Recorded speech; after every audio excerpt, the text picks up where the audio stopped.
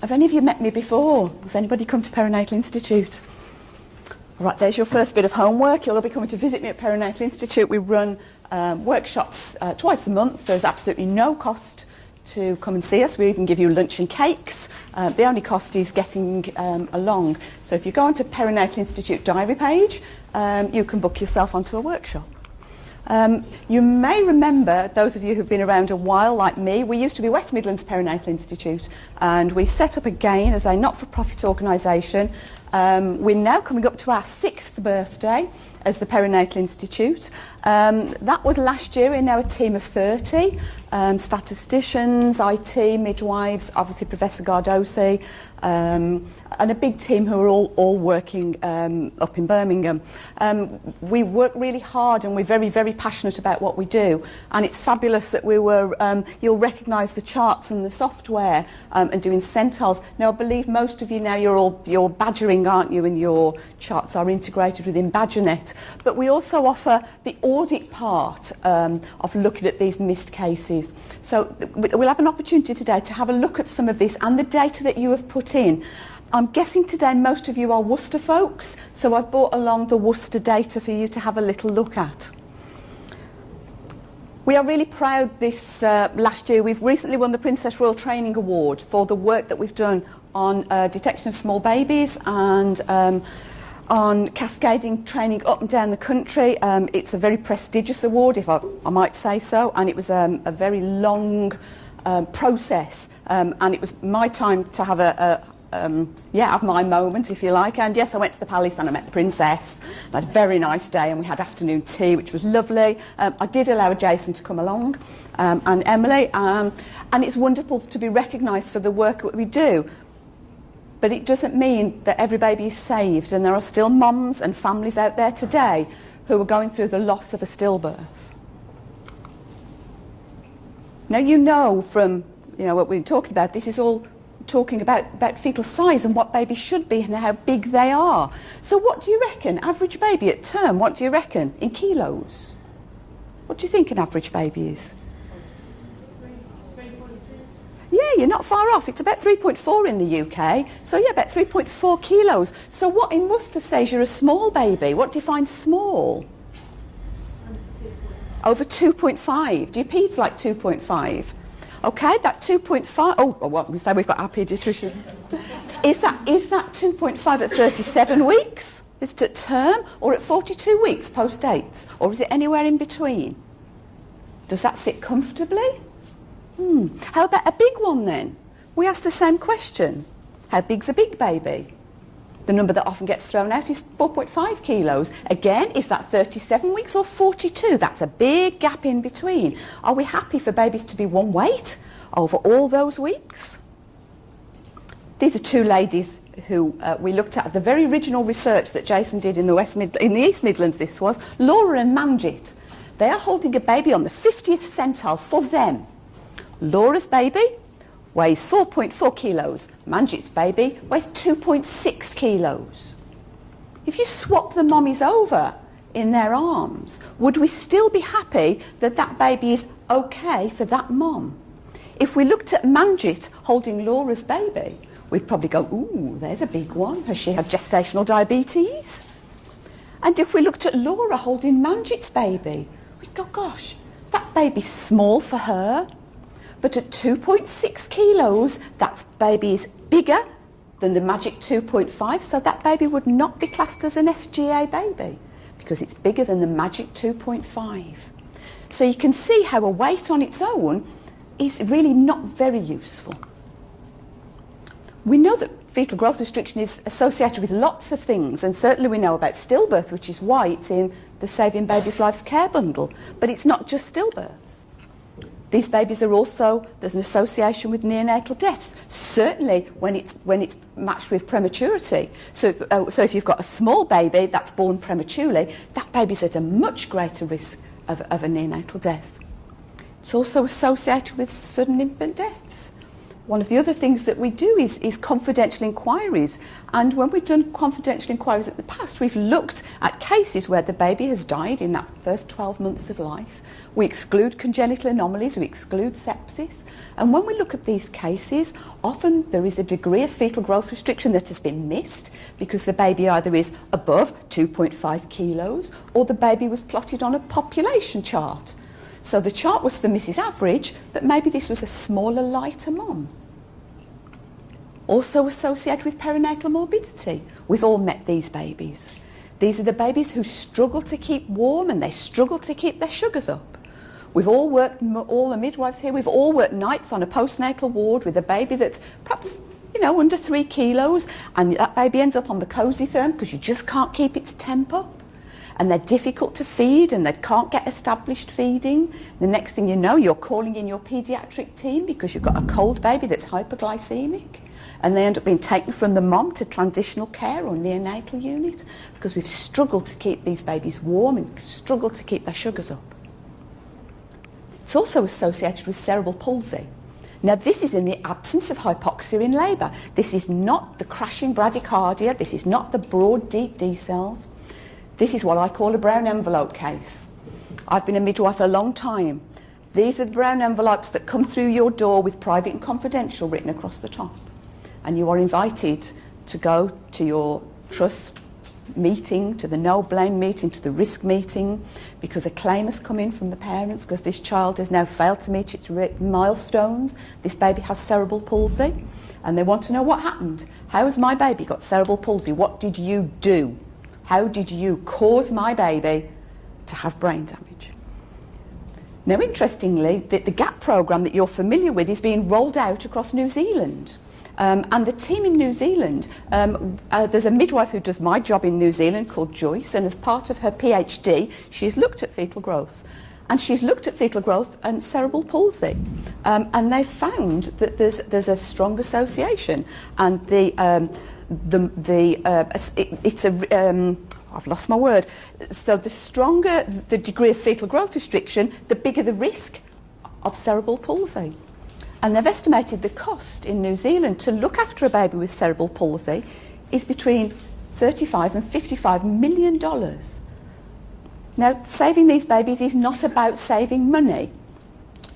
But at the end of the day, this is public money. This is money we have to find from a public purse. So if we can prevent some of these babies getting cerebral palsy from a public purse, we can save an awful lot.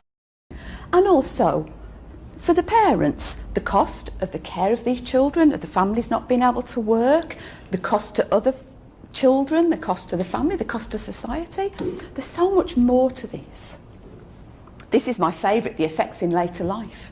It's a piece of work by a guy called David Barker. And he looked at babies that were born small and said, how does it affect you as an adult? And what he found was if you're born small, you're far more likely to have type 2 diabetes, more likely to have coronary heart disease, and you're more likely to be obese. Now, there's multiple factors as to why that happens, and they're probably too complicated for me to go in this 45-minute session. But it's very interesting research. Piece of work that came from Barcelona last year. If you were born small, you're 5 times more likely to have type 2 diabetes as an adult. Now, I've struggled with my weight my entire adult life. I've done every diet known to any person. I was also a very small baby when I was born. I was on the 0th centile. I now realise that my weight problem is nothing to do with me being a midwife and the association with cake, and it's all to do with my mother's placenta. There's 2 separate conditions here we're looking at when we're looking at fetal growth restriction, almost 2 separate conditions, early onset and late onset. And the new care bundle has tried to address this in some ways. Now, early onset is rare. You'll see a few in your career. These are the ladies, the ones we see early onset, often associated with preeclampsia. They'll be the ladies that you see who are maybe, they'll be under sort of 32, 34 weeks, but often sort of 27, 28, 29 weeks in your HDU, preeclampsia, Magsulf, labetalol, whatever drugs you're using at that time.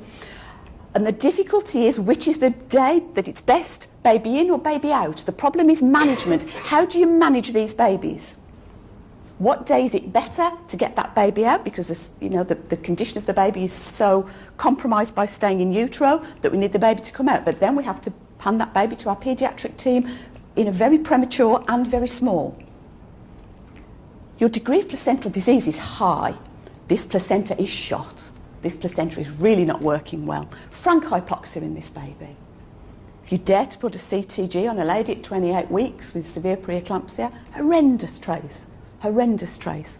Things we can do, uterine artery Dopplers, and that's come across very strongly in the new care bundle, the use of uterine artery Dopplers. PAP-A and a low PAP-A, part of your Downs-Edwards-Pato screening, that's an association. And there are things coming forward. PLGF is a blood test, not generally used, it stands for placental growth factor, but these are things that will be coming in the future that will be helpfully more predictive for early onset, but it's very rare, we don't see many.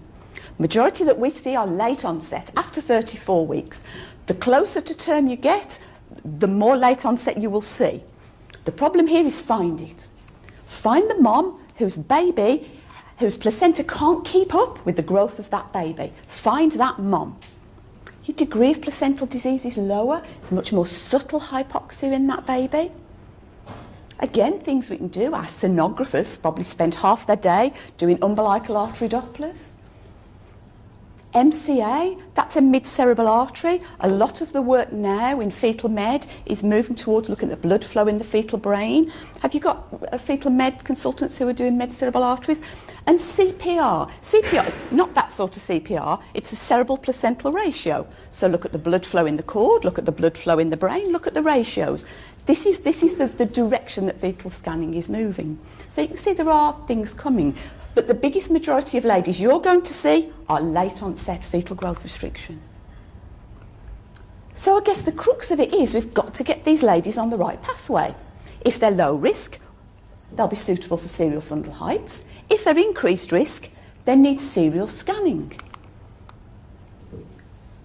Now, traditionally, there were lots of ways that we assessed fetal growth. If you're old like me, you will remember those charts. They're called Cardiff charts, and they are population charts. I can see a few wry smiles around the room, people who remember those Cardiff charts.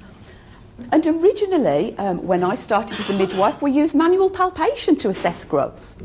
So we used, now this is where I'm really going to show my age, so the umbilicus was 22 weeks, then we used finger breadths.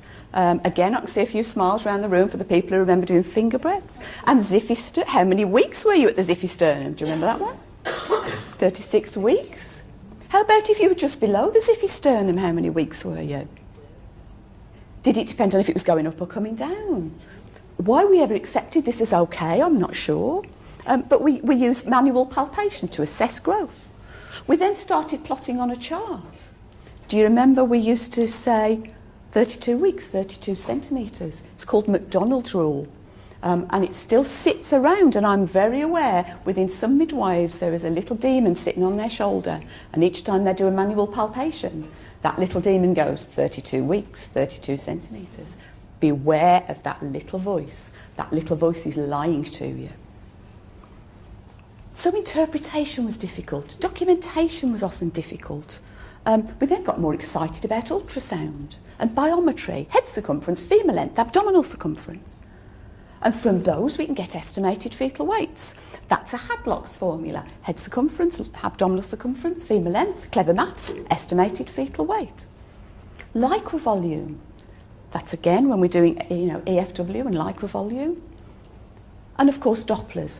I'm not going to talk about Doppler in any way. That's a very specialist subject. I'm not a sonographer, and that's clearly covered with our COG. You may remember, do you remember the lovely green notes? We still do green notes, still called the national notes. We started off as the West Midlands Perinatal Institute because the West Midlands had the worst stillbirth rate in the country. And we developed those notes to collect data about lots of women. So we collected all this data and we looked at it to see why are these babies dying.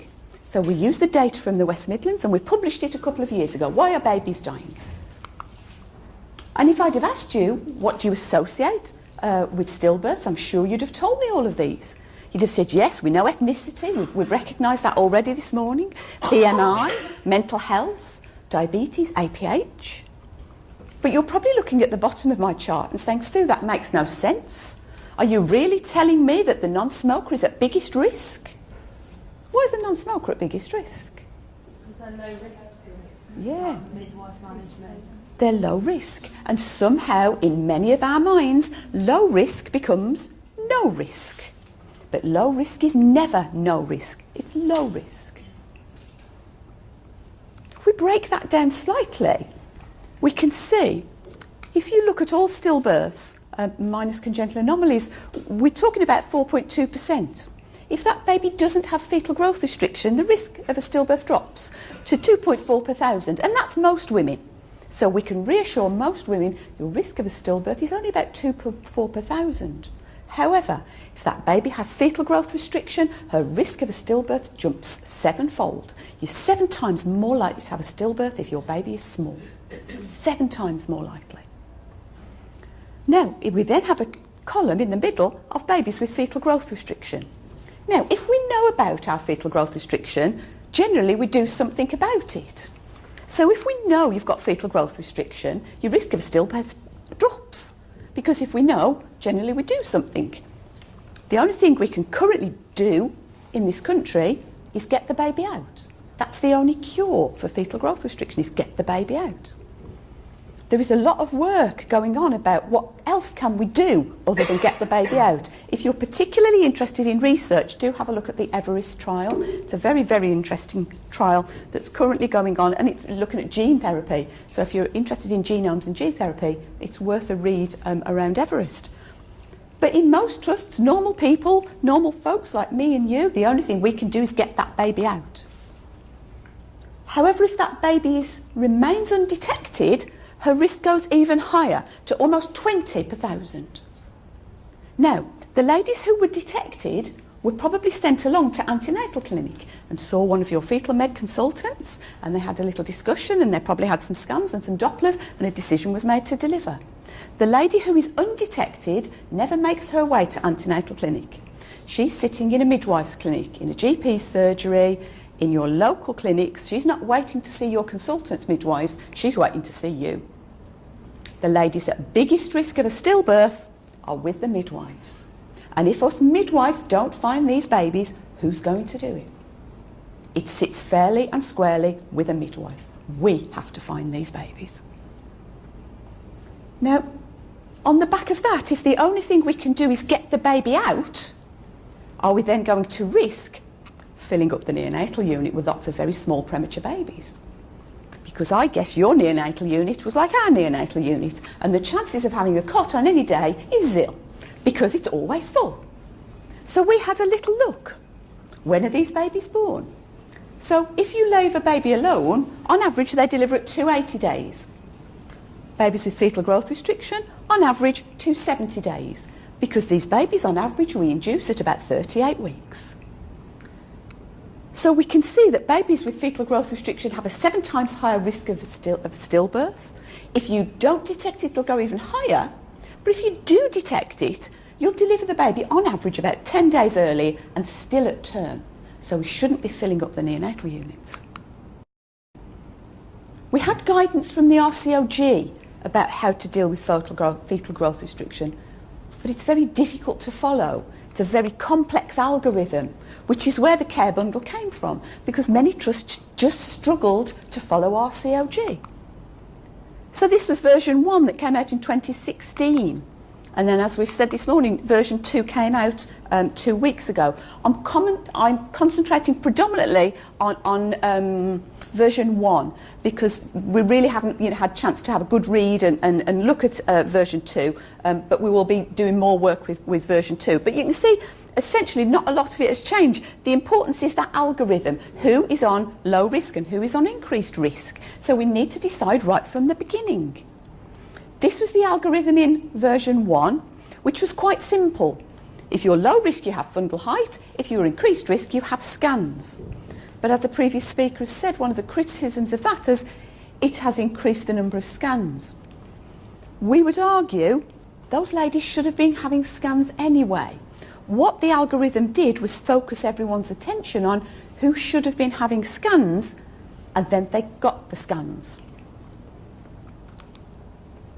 This is the new version. So we can see we have low risk, moderate risk, high risk, and the ladies who are not suitable for fundal height measurements. I'm not really going to talk too much about it because it's quite a complex and it would take the whole 45 minutes just to talk about that.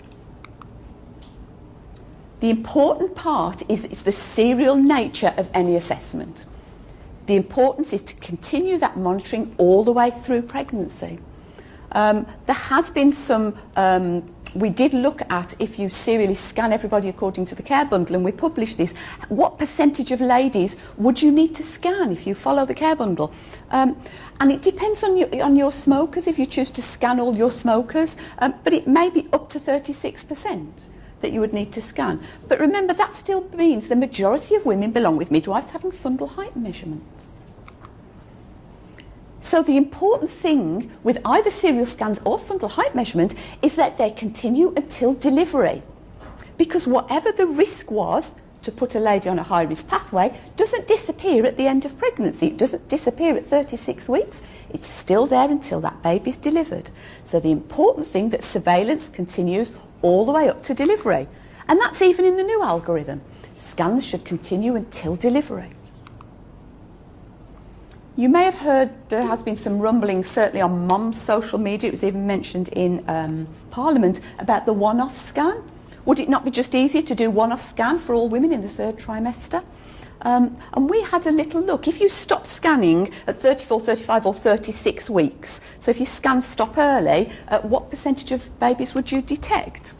Obviously, the closer to term you go, the higher your detection would be. But if you stop scanning at 36 weeks, your average detection will be around 36%. And that's an awful lot of babies who wouldn't be detected if we stopped scanning early. Within algorithm 1, our recommendation is scans should be 3 weekly. That has changed slightly in the new algorithm, but our current recommendation is women should be scanned from 28 weeks, every 3 weeks until delivery.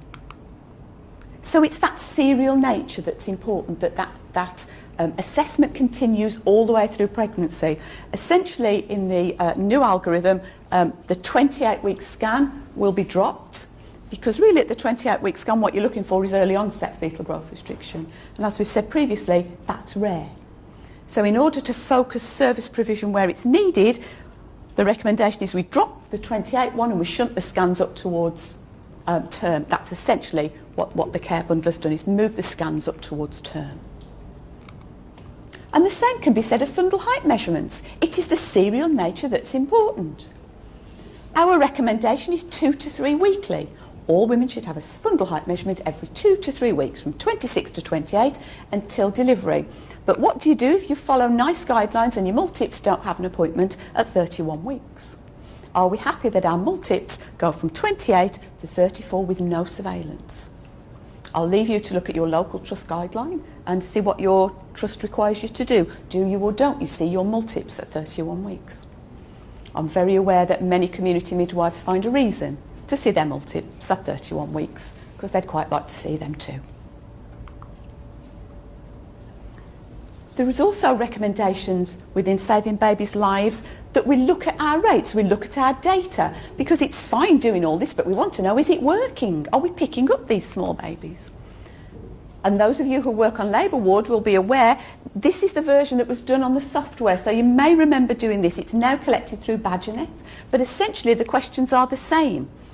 And the important questions that are being asked are, was this baby referred during pregnancy because we thought the baby could be small, and was the baby detected as being small? So those of you who are on labour ward will be familiar with these questions.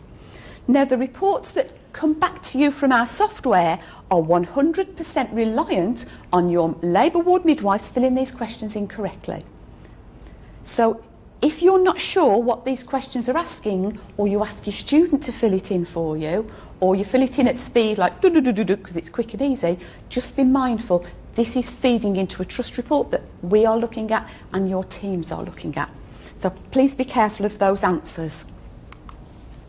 Now, this is the Worcester report. I pulled this off on Friday. The last quarter we can look at that's complete is quarter 3 because we haven't quite got to the end of quarter 4. Now, I'm really pleased to say The top number, 81%, that's the number of births who have a birth weight centile calculated. I'm happy if it's above 80%.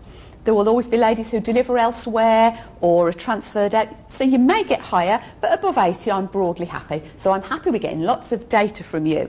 And what is that data saying? Well, let's have a look at the gap user average. So in an average unit, this was in quarter 3, the SGA rate in a population is about 12%. So about 12% of the population will have a small baby. Anybody who's got their maths head on will say, well, surely if we're looking at under the 10th centile, shouldn't that be 10% under the 10th centile? The reason is there's a skew to smallness. So there are more babies born small and less babies born big, because there are more things that will cause your baby to be small, like smoking, like blood pressure, other comorbidities. So about 12% of babies are born small. In an average unit, 47.7% of those will have a referral because a community midwife thought that baby was small. And in an average unit, 42.8% will be detected as small. So we see how Worcester's doing? So your SGA rate is not far off an average, so 11.9 compared to 12.1. So yeah, an average SGA rate. So of your babies that were born small, how many did you suspect were small before they were born? And somebody sent them for a scan. And you're coming higher than the gap average. You knew you were a good team, and this is being reflected. So your community midwives are doing a very nice job and detecting better than the average trust, and sending them along for scans. Then we look at detection in an average 42.8, in Worcester 44.4. So you are detecting slightly more than the average trust in picking up small babies. So that's a really nice thing to come back to you and say, do you know what? You're better than average. But then you knew that, didn't you? Shall we compare that to the West Midlands? Let's take it a bit broader. Now, unsurprisingly, the SGA rate across the West Midlands is slightly higher if we take the West Mids as a whole. The detection rate, the referral rate is slightly under gap average for the whole of the West Midlands, and the West Midlands sits broadly like gap user average, it maps it. So again, you are better than the average unit in the West Midlands. But I've got to show off, haven't I? You wouldn't expect me to do any other. So let's have a look at the top 10 trusts in the UK. So again, the top 10 trusts have a very average SGA rate. Their referral rate is only just slightly higher than yours, but the detection rate is 61%.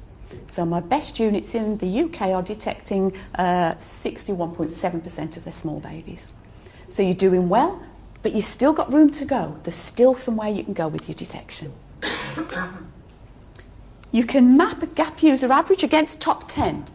And the top 10 are getting better and better and better. Each quarter the data comes out and it gets better and better. Because these are the units who are engaging in training, they're looking at their protocols, they're looking at the scanning capacity and how we can fulfil all these elements of the care bundle.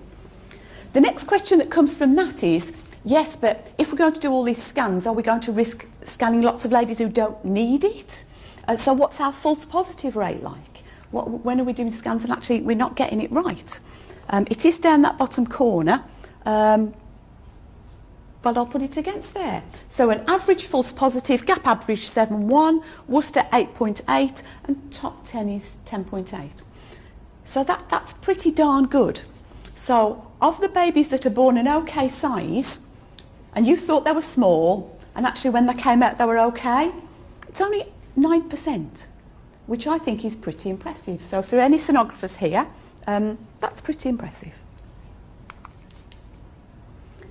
Now, in order for you to look at your missed cases, so the babies that come out under the 10th centile and nobody expected them to be, we offer an audit tool that you can look at these cases. It's called Gap Score. It means you can look at them in a standardised way, learn from them, and most important of any audit, you act on what you find. Now, you'll be pleased to know that your team have entered cases into Gap Score, and they've worked very hard, and we had 44 cases entered at the beginning of this year. And this is what we found. So they enter the cases, we then bring them together and give you a single report. So, of the babies that were missed as being small, 56.8% of them had a risk factor at the beginning of pregnancy, and were still missed. The biggest, the smokers. Almost 30%. So of the babies that were missed as being small, 30% of them were smokers. Have you changed your policy fairly recently with the smoking? So I think when we look at it, maybe in 6 months' time, we'll see a difference.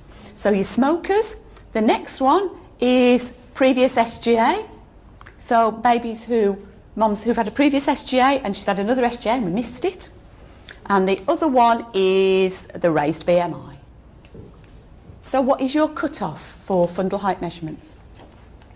If you've got a lady what's the BMI cut-off here? 35?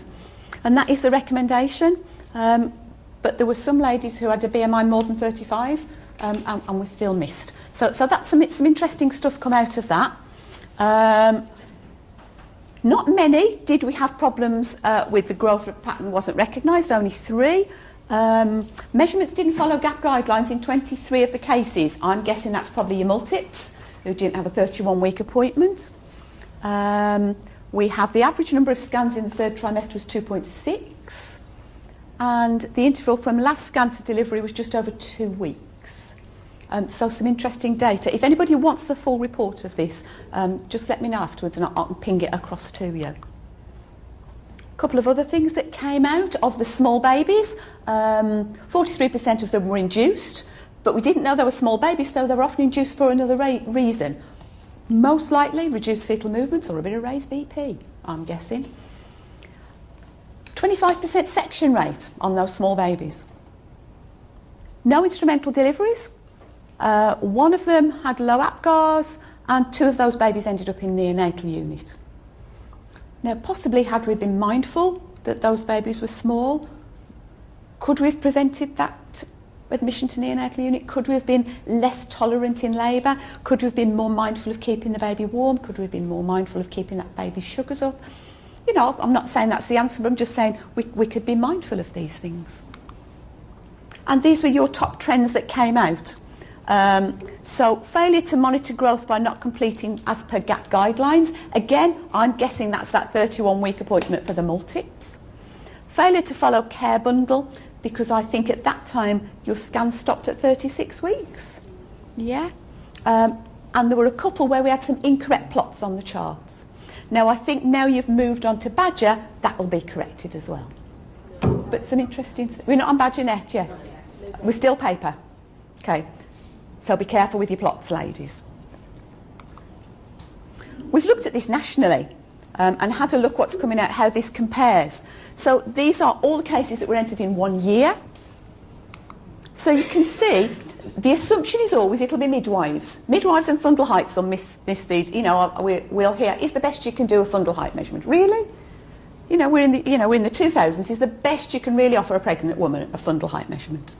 Well, in less than 1/5 of the missed cases, they only had fundal height measurements. So midwives are doing their bit. The midwives are doing it. 27% were low risk and had a scan at some point, mostly for slow or static growth, and we failed to pick it up. Then if we look at the increased risk, so of all the missed cases, most of them were increased risk at the beginning. 14% were high risk and we chose not to scan them. Often following trust policy, some trusts choose not to scan the smokers or they push the BMI up. But the biggest chunk of that pie was 41% were high risk and we scanned them and we missed it, which is a bit of a scary thought. But if we break it down a bit, we can unpick why that is. The average number of scans was 2.6. That's data for you. How can you have 2.6 scans? Well, what it means is how many had 1, 2, 3, 4 or 5. 29% of them had 3 scans, so the average was 2.6. 3 scans, 28, 34, 28, 32, 36, and we stopped scanning at 36 weeks. Average gestation of the last scan, 36 weeks. We stopped scanning at 36 weeks, the risk didn't go away, we then ping that mum back onto community midwife care and she goes back to fundal height measurements, just at the point when late onset fetal growth restriction is really becoming a big issue. That's backed up. Number of days from last scan to delivery, 18. So we stopped scanning at 36 weeks and they delivered at 39. The important thing is to maintain that care until the day that baby's born. Babies should continue to grow until the day they come out, and that's the most important. And I really hope that when we adopt the new care bundle, that will be recognised, the importance of scanning all the way up until delivery. I know I get criticised for doing this. This is the number of gap units compared to the stillbirth rate. And yes, I accept each baby counts, saving babies' lives, smoking in public places, a little bit of kicks count, I'll accept. But you know what? Does it really matter? Whatever brings the stillbirth rate down, I think I can take a bit of that, and we'll take a bit of that, because I think we've been a big part in this, and trusts like you who've adopted the GAP protocol and use this for your mums. The aim is to get that 50% reduction by 2025, and that's where we are now. We're lagging slightly behind in the UK. We need a 4% drop every year, and we're lagging slightly behind it. But we can do it. We can do it. But ultimately, do you know what? It's down to the midwives. Because if we don't find these mums and refer them, you know, how can our obstetricians do the care to be able to get these babies out timely? It's raising in profile. The Lancet series, if you've not read the Lancet series, go away and find it. My lovely student midwives over there, that's your homework. Go and read the Lancet series. It's becoming on the public agenda. I'm really sorry, Jason does this slide and it still embarrasses me. When we did Panorama, and that was me when I was on Panorama. But the fact that it came to Panorama's attention, and now it's on the government agenda, you know, the stillbirth agenda is rising in profile, and that's got to be the right thing. It's even in the Times. And what's important about it being in the Times is that's what the politicians read. We've got to get this high up. We've got to make this a priority. We have to get these babies saved. When I look at last year's data and we say we're not keeping up, we're not getting there, if you compare the year 2000 to where we are now, that's 67.5 less babies die every month than they did in the year 2000. 67. We reckon we're halfway there. We've got to keep going with this, and we are reliant on people like you. You are on the front line. You are the ones who can save these babies. So there is light at the end of the tunnel. We can get there. We really can. I've got a couple of announcements for you. We're making a few changes up at Perinatal Institute. So while I've got a little captive audience, I'm going to let you know what's going on. Because of the care bundle, the recognition of that importance of the 3rd and 97th. Now, some of you will be aware you can add 5th and 95th onto a customised growth chart. We're changing it. It will be 3rd, 97th, so it's in line with care bundle. So be mindful. If you are adding 3rd and if you are adding the additional lines, they're going to change. They're not the 5th. It'll drop down to the 3rd. We're aware care bundle is going very much with 3rd, but remember there is still a relative risk between the 10th and the 3rd. They are still at increased risk. Under the 3rd are at the most risk. Between the 10th and the 3rd, they are still at increased risk.